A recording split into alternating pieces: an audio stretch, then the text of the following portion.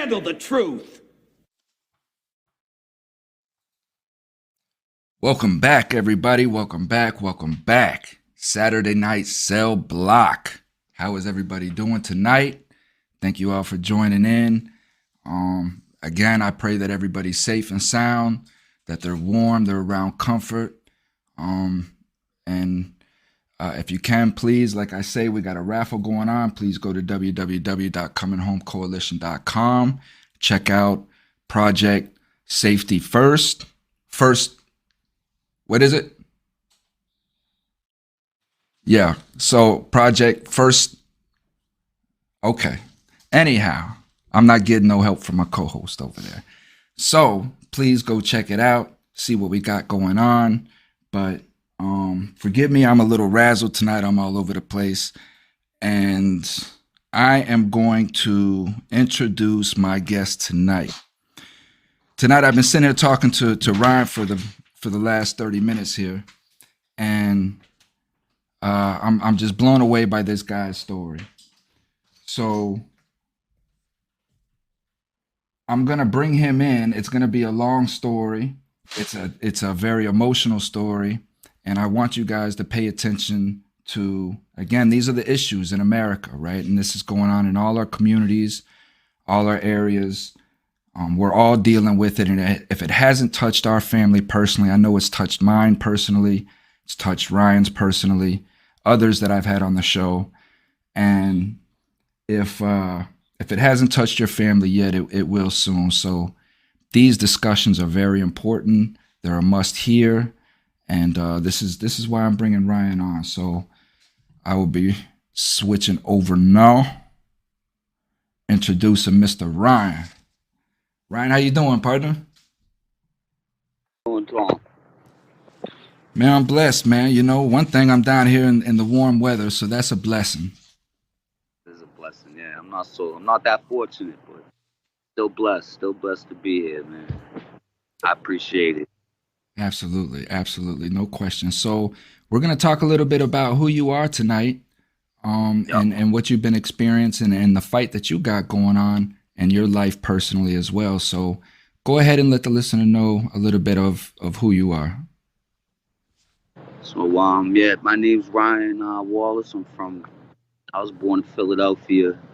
I'm raised in Massachusetts, and I'm the youngest. Three boys that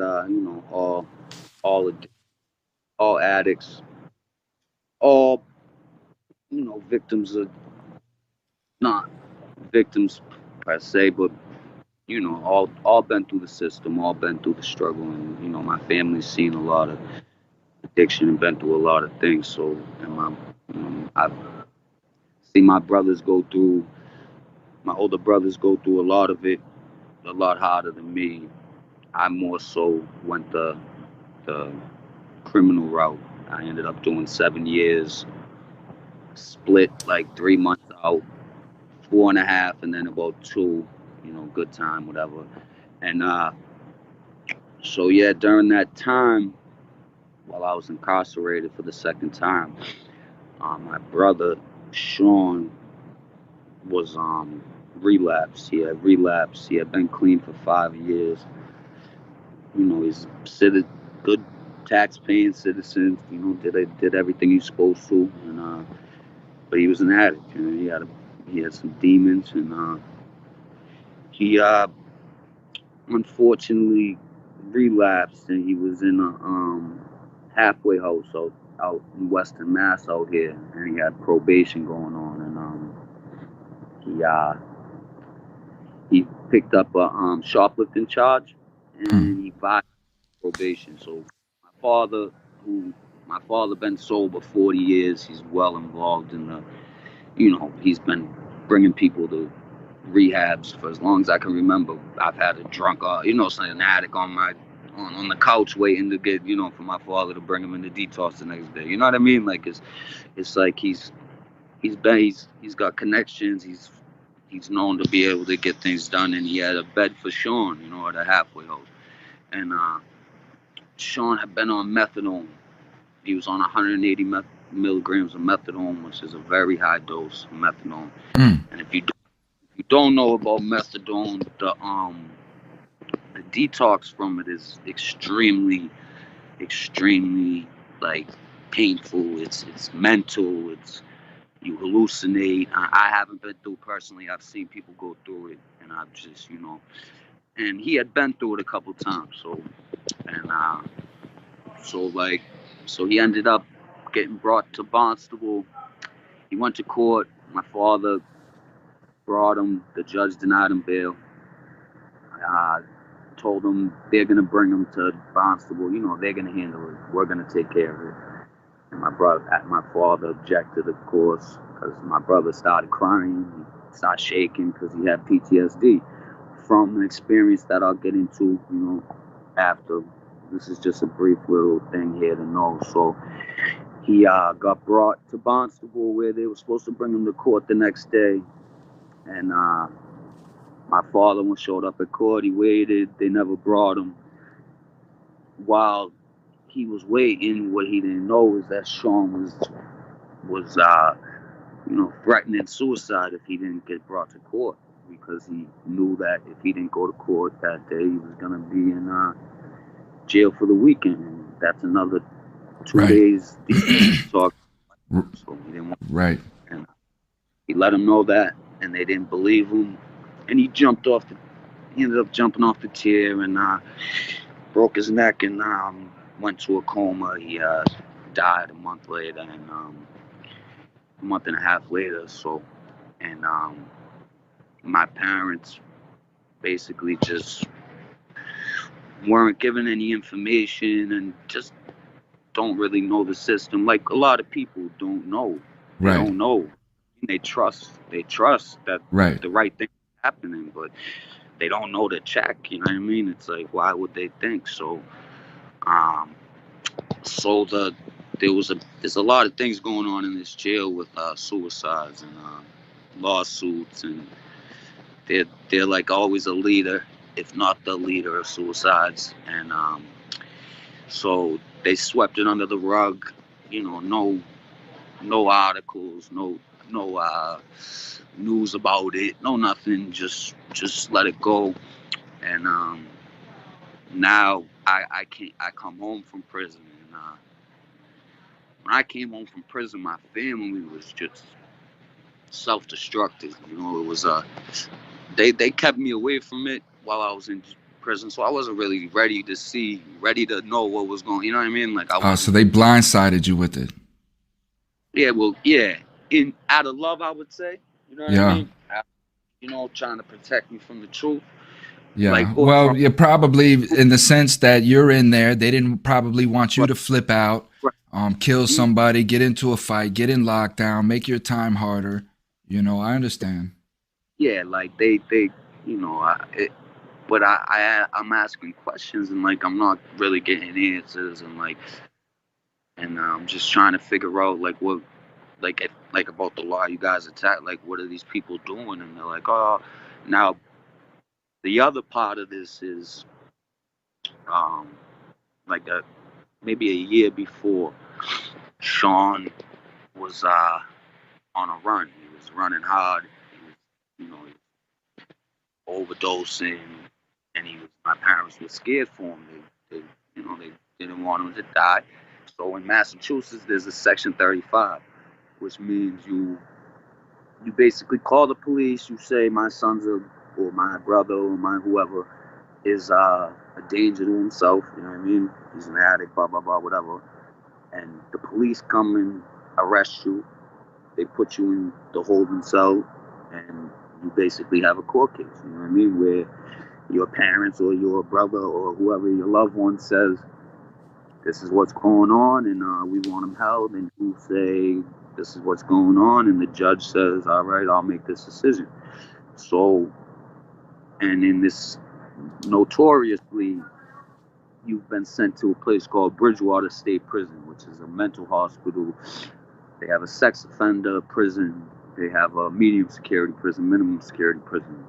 And it's been like, just one of those places that you hear about forever out here. It's a hard. They used to house the addicts with the inmates. My brother, first time he ever went there, he got his sneakers stolen by an inmate. By, you know what I mean, by a guy, like, he was subjected to prison at, like, without really supposed to be in prison. You know what I Right. mean? So He's going for rehab, but yet still in a prison environment. they have you in an open dorm with a CO. Kids, no medicine, no nothing. You puke, the COs are telling you clean it up. It's just, there's no, it's like it's a hidden secret. You know what I mean? Like what people go through in this place, because the other side of it is mass rehab, which is a mass run treatment. So basically, like, it's just a coin flip where you get sent, heaven or hell. You go to a nice place that you get a physician, and you get the care that you need, and you get your medicine, and you get your comfort meds, and you get to talk to a counselor, and you get to, you get that, which you should have. Or you go to a prison and sit in a cell and get taught shit, get yelled at by COs, and wait 90 days and come home. You know what I mean? Right.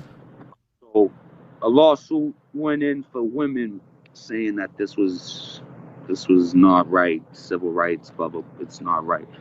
So the women won, and they didn't let women go no more. But the men didn't get that same, like, for some reason it didn't go to men too. So they still were using it, but they moved it to Plymouth Forestry, which Plymouth is a town, nice town, rich town. There's a jail there, and there's a DOC run minimum security jail there. So they got a big grant, and to turn this place into the new Section 35, and it was to be a treatment. You know what I mean? They're supposed to.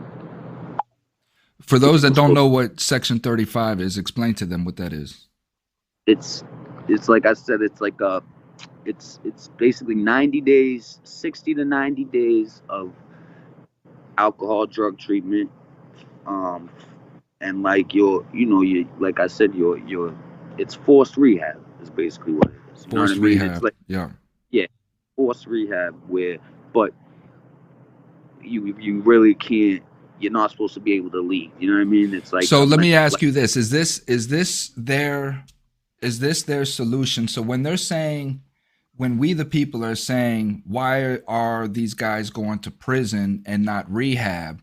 Is this what they call their solution to that? This forced rehab, so that you get a crime of addiction. They're forcing you into this rehab, which you've explained is prison. it's I mean, if absolutely. I mean, it it's now become, after this has happened. There's a lawsuit right now my brother's involved in, and what happened is they gave him another grant, and they cleaned the place all up. You know what I mean? And they're trying to hide this, which goes into, like, what happened in this place with my brother. When he came into this place, it was new. They had just gotten it open. They said, they get a lot of money for it, and they sent a bunch of people there. And these kids that went there, they weren't ready to have them there yet. There was nobody there except COs. It was the same thing, just different place. You know what I mean? Same treatment plan, no medicine, no nothing, locked in a room. You know what I mean? Just a different, nicer place, I guess, if you could say nicer. And but there was no fence, so kids started running. Obviously they're Right. detoxing, they're not getting meds, they're not getting treatment. Right. Talked to somebody who was there, and he said basically what they would do is once a week they'd let you go and watch a movie, maybe Flight, Denzel Washington, a little addiction thrown in there, and that was their answer for you, and then go sit in the cell for 23 hours. You know what I mean? So that was their answer. That's what they said they were doing, but they made it out to be a whole completely different thing. Now these kids are running. People start acting out because they're not getting no attention. Nobody's getting any attention. Now kids are acting out because there's cons mixed into this there's convicts mixed into this who kind of know their rights. You know what I mean? Yeah. They bring the brass down. The kids tell these people, listen, we're not locking going into ourselves unless you guys give us a phone call, right? So they bring all these people down, and what do you guys want? We want a phone call. We want to be able to talk to people about what, you know what I mean, what we're doing, what we're not doing, what you're not letting us do. So they said, all right, we'll give you guys your phone call. Um, we'll give you guys your phone call, just whatever. And they gave like 4 guys a phone call, and they got the kids back in their cell. And the other 4 kids, so when they basically what they did is they locked it, they pacified them, and then at like midnight they came in with like the SWAT team, like that, the Cell extraction team, yeah. IPS or the CERT or whoever you say. They brought them in. They ripped about 12 guys out. They brought them back to Bridgewater, which they weren't supposed to do. Bridgewater wasn't supposed to be. You know what I mean? And they did this to, tell them basically, listen, like, you guys don't have, shut up, basically. And these kids were put in turtle suits, which is like a one-piece, Johnny, half naked, basically naked because they all climbed out of them, you know what I mean? And they're stuck in a sex offender unit where they have sex offenders looking at them and across the way. And they moved people out of their cells, single cells, to put these kids in there. So all these guys are pissed off, and it's just like it's a shit show. Yeah. And they're not kid showers. They're not giving them phone calls. They're not letting them out the cell at all. And they're ripping up grievances, and they're denying anything, and like, they're violating a lot of civil rights. So people are getting mad. It became a situation again. And this is at Bridgewater. This is at Bridgewater. Was only these 12 kids. Now my brother got brought in about 2 weeks into it. These kids have been in there for like, I want to say like 2 weeks. There's an article on it. I'll say it at the end. But I want to say 2 weeks they were there. My brother came in, and I talked to a kid who was in there, and he said that my brother was hallucinating. He was clearly in extremely bad shape. You know what I mean? He needed a hospital. He needed medical attention. He hadn't eaten. He couldn't get. They tried to get him to eat some applesauce. He couldn't get a bite of applesauce down. He thought he was in. He thought it was World War II. He thought he was getting bombed. He thought he was gonna die.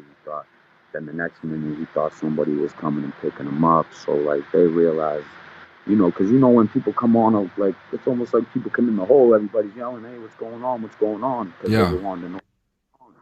And Sean basically wasn't able. They realized that he wasn't in the right state of mind. So they told the cops, please get this kid some help.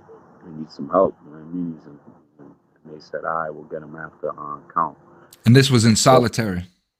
Solitary. Yeah, it was in the sex offender unit, and they used it as solitary. You know what I mean? They left lights on 24 hours a day.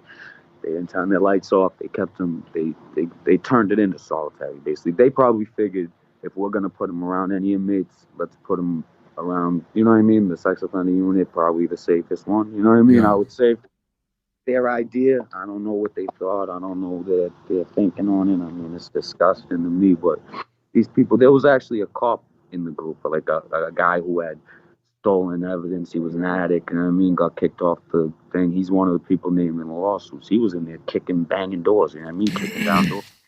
Well, anyway, Sean gets taken out.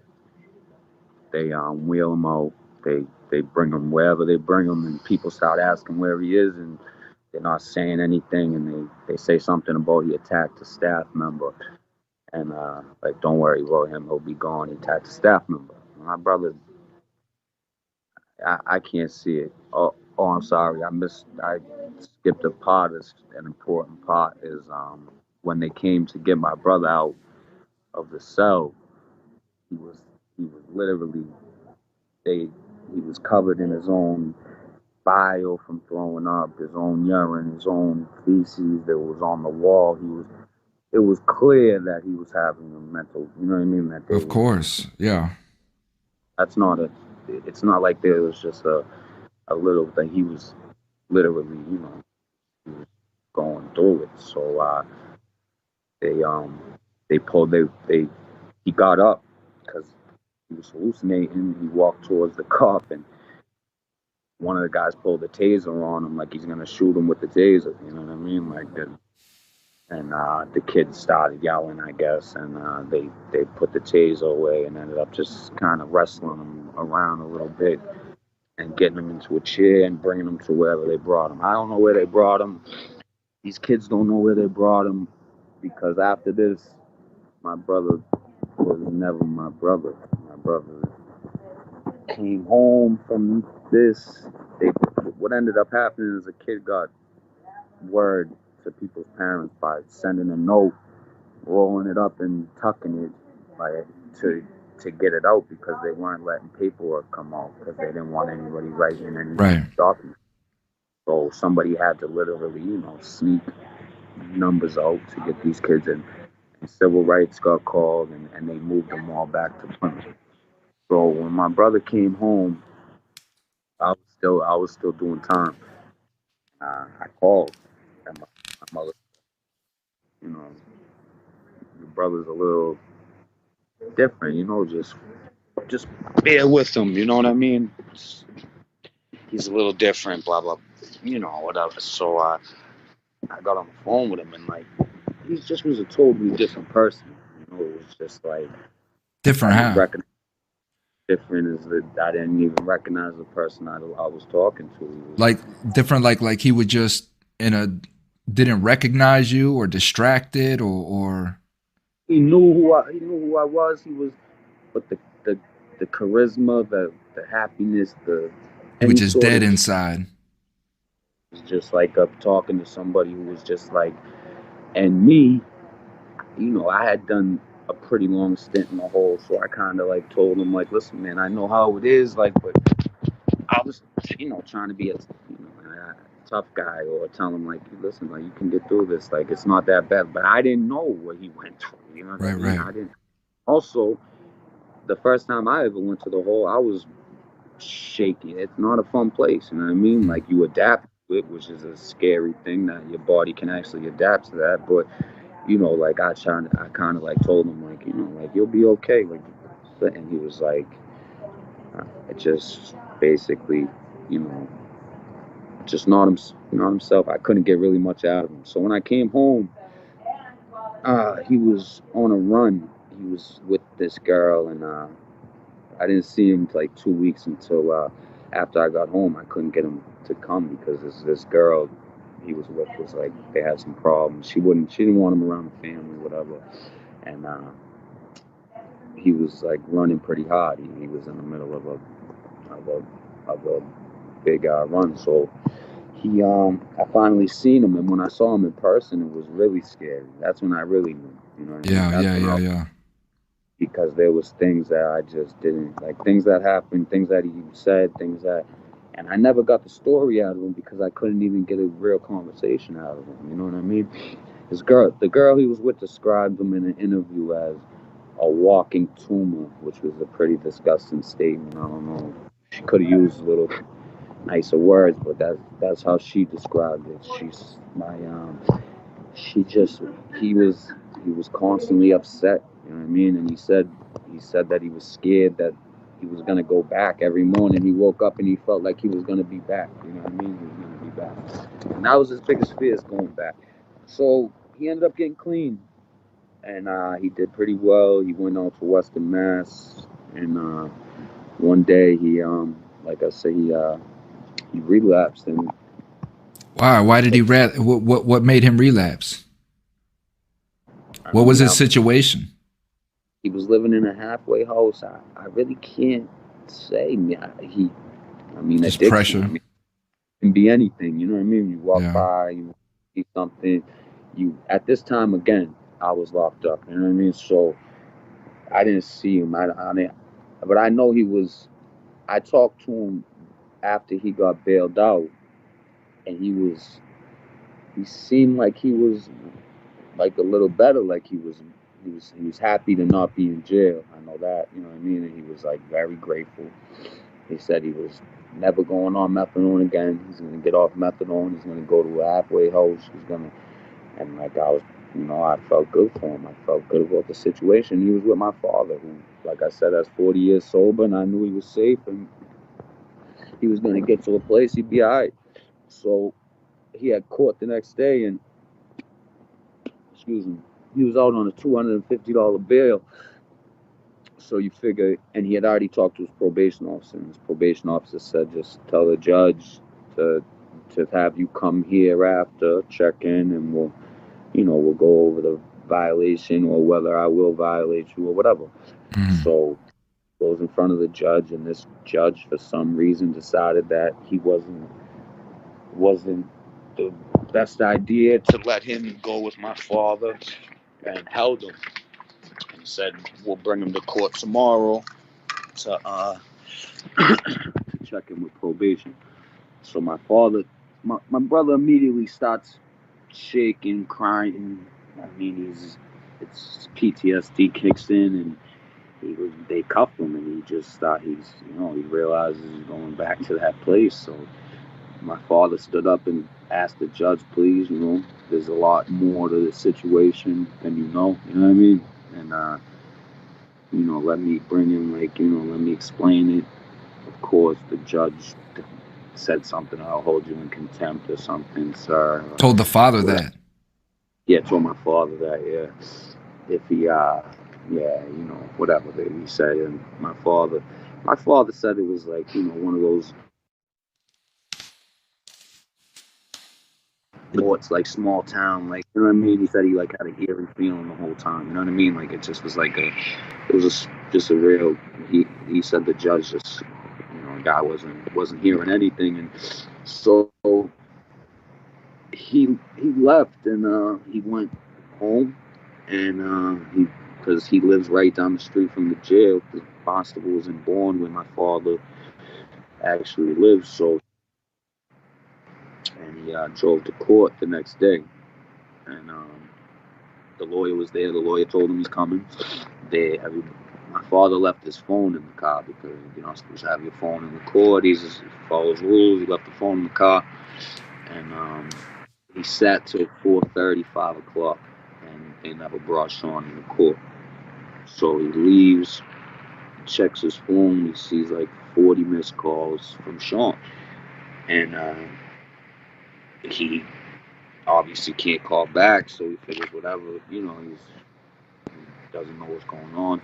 Right. So what happened is, I learned from people that were in the block that he was yelling for help.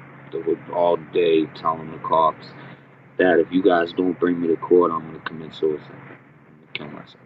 And you and I know suicide is a strong word in jail, and it usually ends in 24 hours of being watched the whole time, you know what I mean? For your safety, you know what I mean? I've seen people be held the same episode. I lost your sound. Oh no, you lost the sound? There you go. Okay. So yeah, so he said he kept threatening suicide, and like I was saying, that usually in jail when you say suicide, they take that seriously. They have to. I've seen people get held saying it jokingly, you know what I mean? Jokingly saying it. They say, sorry, buddy, you gotta come, you know what I mean? So I don't know the names of the cops. They didn't. We don't have the reports. We don't have any paperwork. But whoever these cops were, didn't take it serious.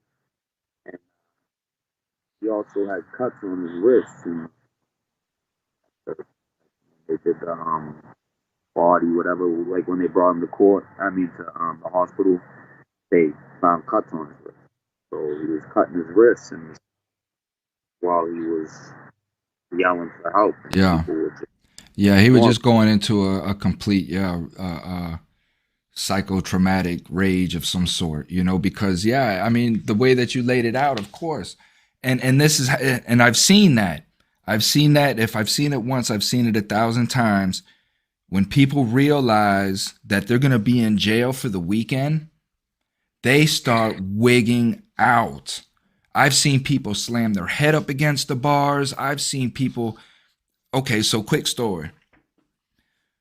On my arraignment, right? On my arraignment, it's three of us, and the individual that they let go in first was telling us, man, listen, I don't mean you guys no disrespect, but if this judge does not let me out, I'm shutting this courtroom down. This is what he's telling us. Now, we're all like in the van, like, man, don't even trip like that. Like, we're trying to go home too. You know what I mean? This and that, blah, blah, blah. And he's like, man, listen, you know, I got to get home. This judge got to let me out, blah, blah, blah.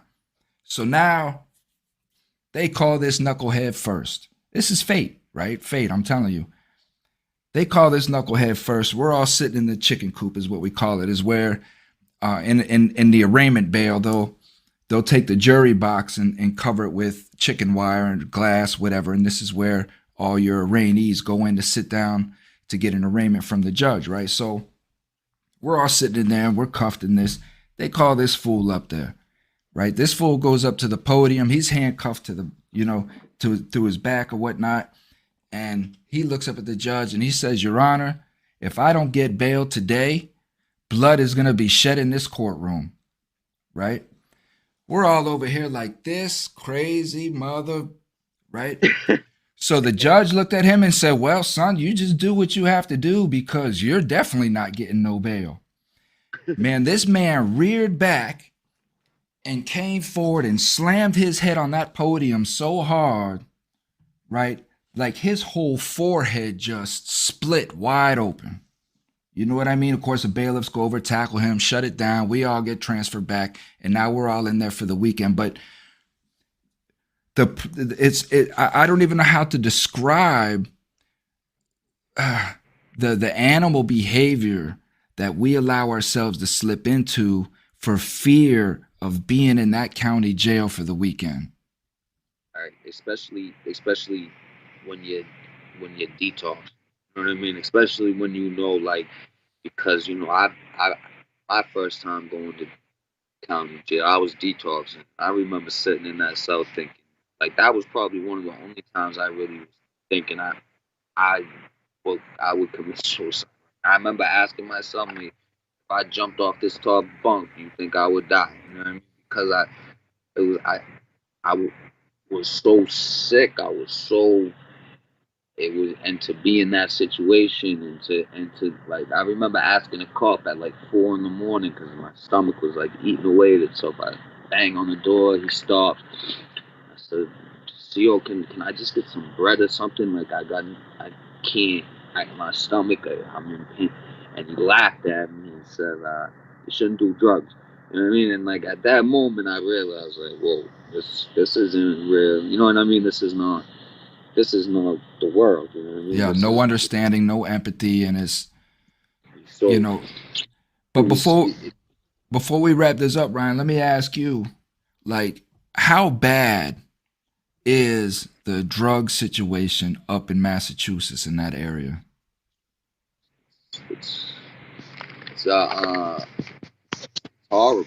It's got nothing but worse. And right now, my brother's living on what they call Mass Ave in Boston, which is basically an open air drug market where it's a part of the city where like they just basically let everybody go and do their thing, and a lot of homeless addicts live out there. Like, my brother's been out there homeless 2 years running, and it's like it's flooded. It's just I've lost more friends in the past what, 7 years, 8 years since it's been really bad than I could even count. You know, during my sentence, I lost more people, just friends, people leaving, people.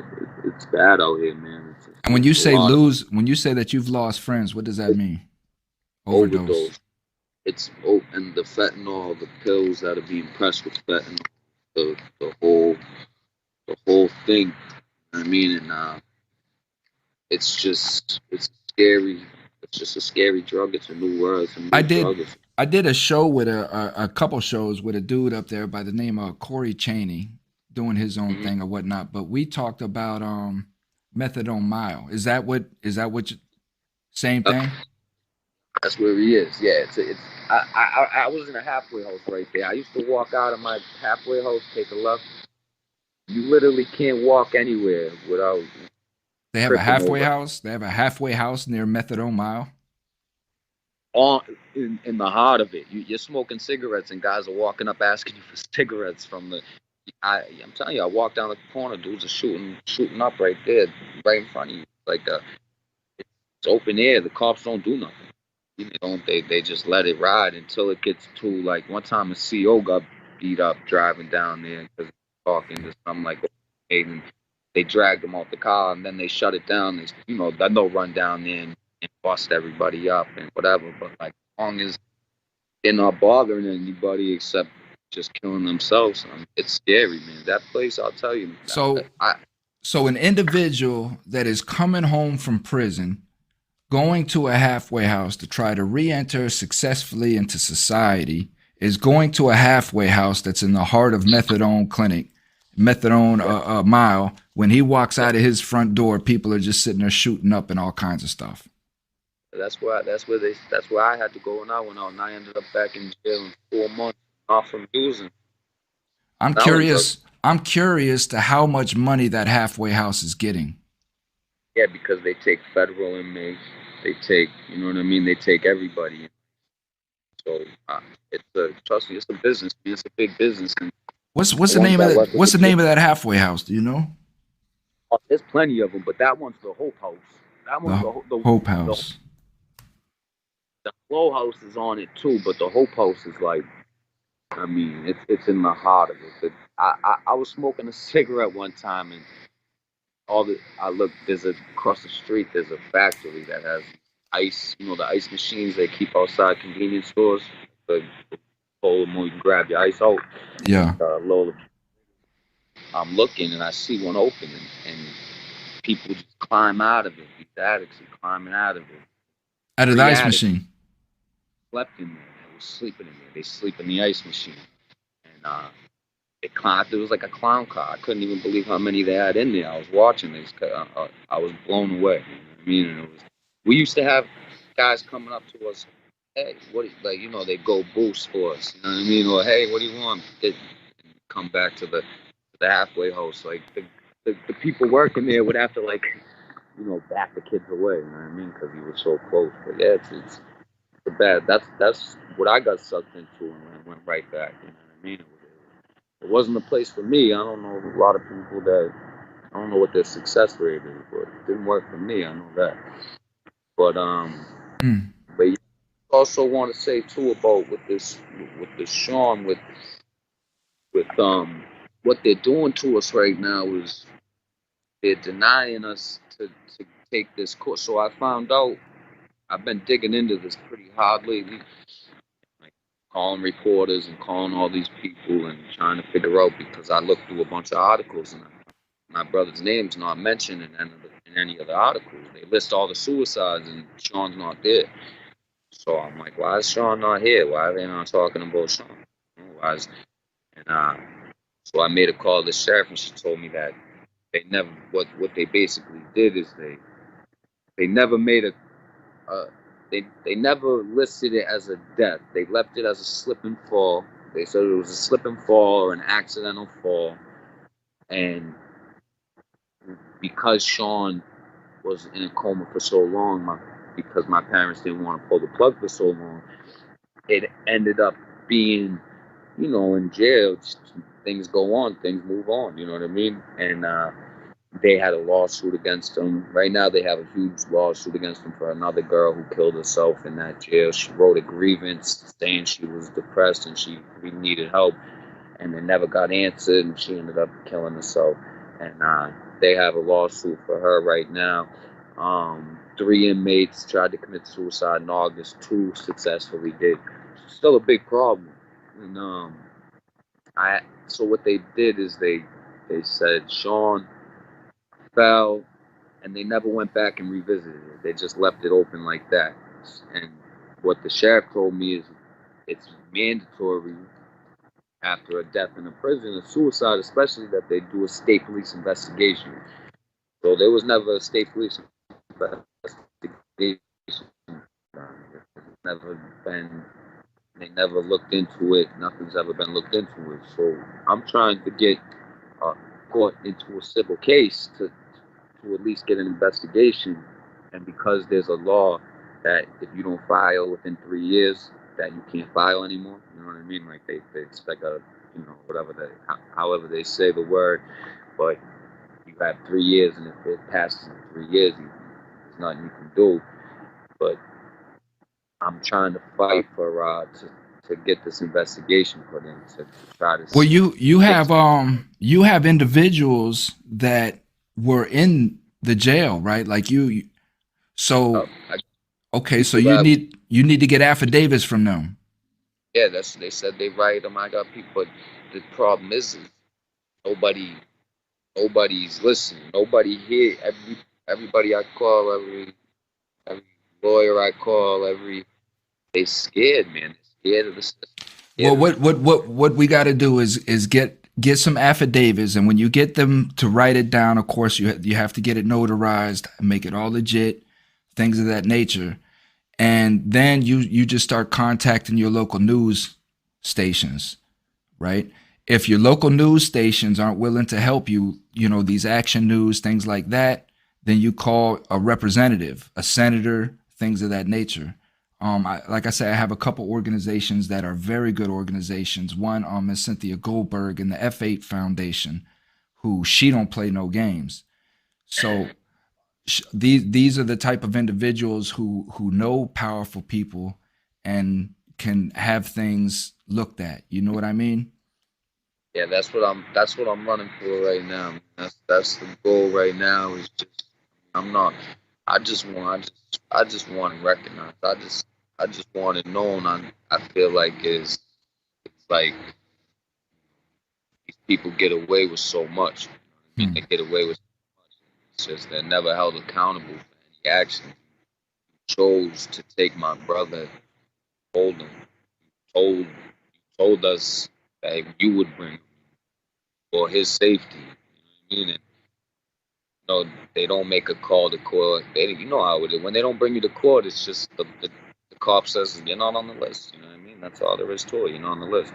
Well, and Ryan, bless you, partner, for being your brother's keeper, man. Because it sounds like you're the only one that's not letting this man die in vain. You know what I mean? Yeah, I mean, one day it will get heard. Yeah, bless you for that, partner, and I'll help you any way that I can. And I'm sorry that this is your fight. Yeah, nah. I mean, it's one of those things that it's not like it won't be right away, but I feel like karma's there and things that when people eventually, if you say it enough, they'll listen. They gotta listen. Somebody has to listen. Well, and that's why I want to get you tied to some good people, man, because I know it can be discouraging. If you go to 20 people and you're telling this story to 20 people and then none of them show any interest, a person can get discouraged. You know what I mean? So I definitely want to tie you to people that can definitely keep you encouraged to fight for your brother and get this word out and hopefully create change and maybe even get a nonprofit started in his name up there dealing with this.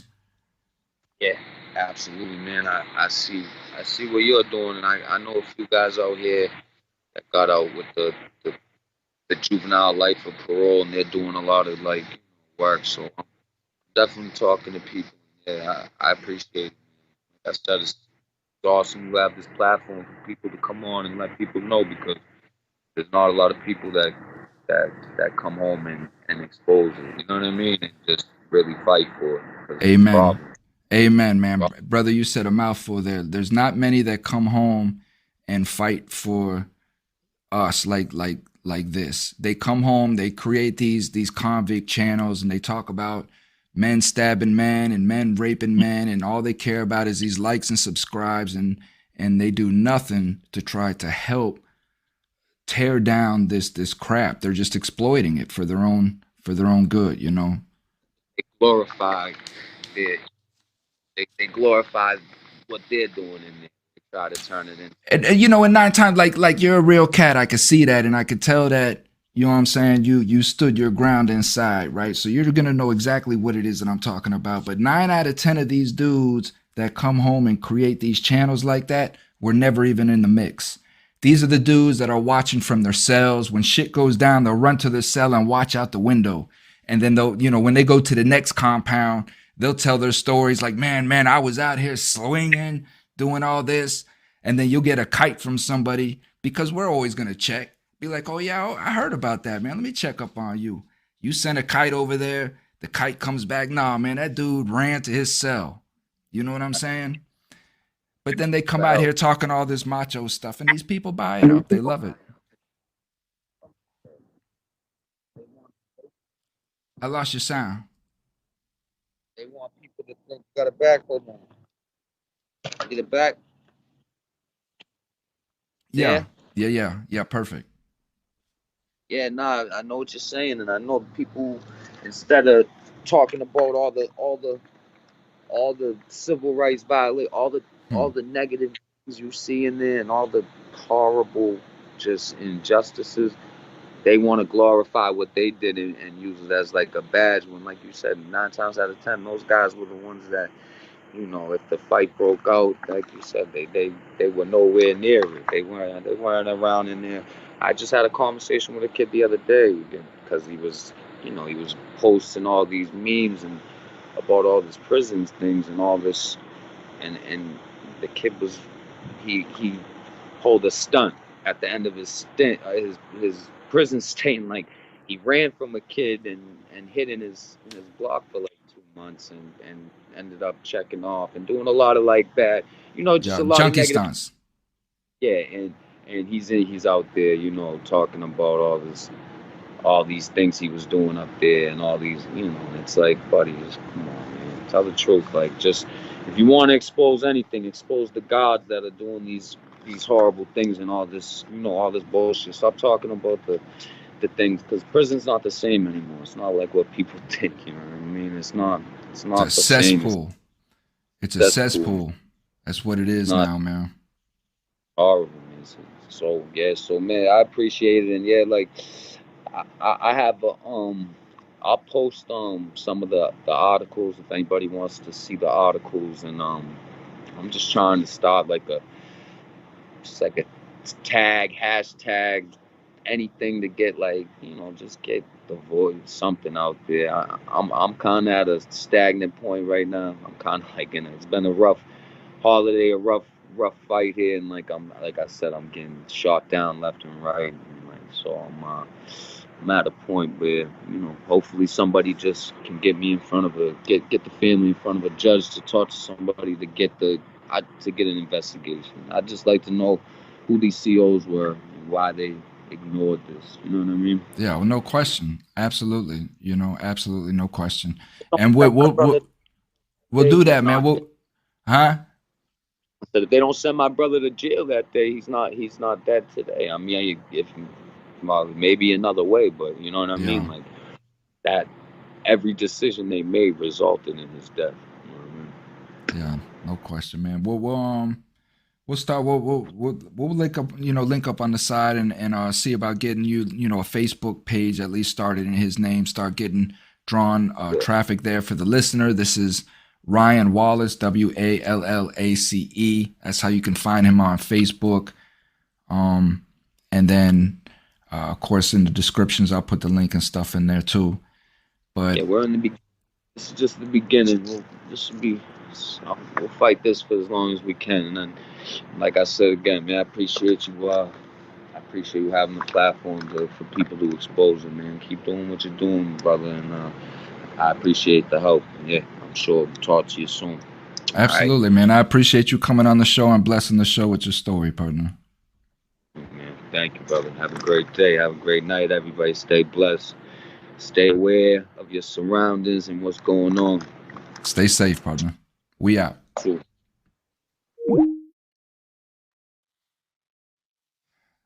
So everybody, again, you can visit Ryan Wallace on Facebook with any questions that you have, and we'll try to get him set up and try to bring awareness, because I can see that he's getting discouraged in this fight, and it's very discouraging, especially when you don't have the proper knowledge to really know how to reach people, So this is where we come in. This is where our brotherhood comes in.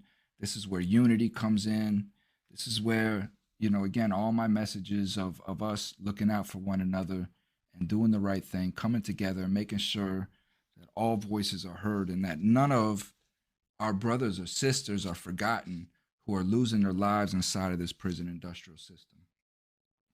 So that's all I have for you guys. I want to apologize for my intro because I was talking to Ryan for 20 minutes prior, right before we went into it. And I'm just amazed. I'm just amazed at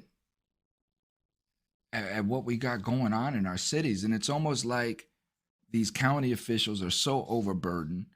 They have no knowledge of how to fix the situation. So they're just dumping it on somebody else's desk to fix.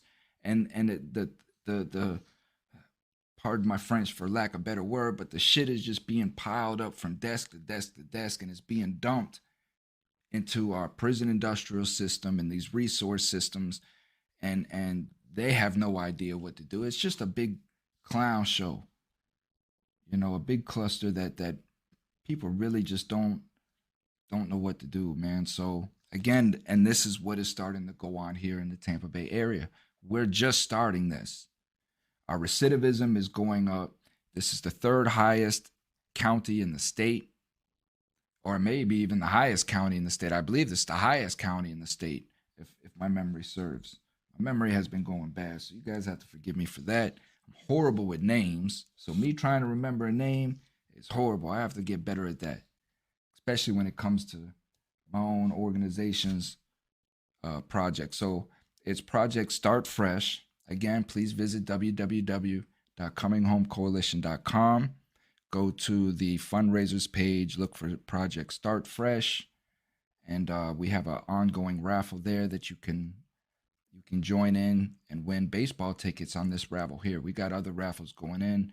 Again, the co-founder has been doing an awesome job. Awesome job. I have to start showing more appreciation. I know she's mad at me because my mind slipped in the morning, but that's just me. What can I say, guys? I mean, I'm overburdened. I got a lot of things going on, man. I got a million things going on in my life. And at the end of the day, like I say, at the end of the day, I'm a returning citizen myself. I'm a returning citizen myself, and I'm struggling to survive and get my footing in and secure my future. Secure my future so I don't have to worry about being homeless. I'm not too far from it now. So I got a lot of pressures, man, a lot of stress. Everybody does. There's no excuse. So we just get up and we keep pushing, we keep moving, and we keep doing it, and we just keep striving in the things that we believe in and pray that everything is going to be all right. At the end of the day, we all pray that truth will always override a lie, that good will always override evil. And we just try to maintain in that and keep it going. Like I say, keep it pushing, pimping. So everybody, please forgive me. Please. I'm begging for your forgiveness. And I will what's today? Saturday. I don't even know what day it is. Saturday night cell block. Okay, so I will be back maybe Tuesday. I don't know what's going on Tuesday night with my Black versus White, but definitely Thursday night with Demetrius Knuckles-Ale, and Thursday night Get Right. And that's it, man. I pray everybody is safe, sound, and that you're warm, and you're just doing what you can to survive. So until the next time, this is Thomas Freeme. At the end of the day, man, I love you guys. Plain and simple. And if you haven't heard it yet today, you can hear it from me right now. I give you guys a big hug. It's Thomas Freeme, man. Stay safe. I'm out.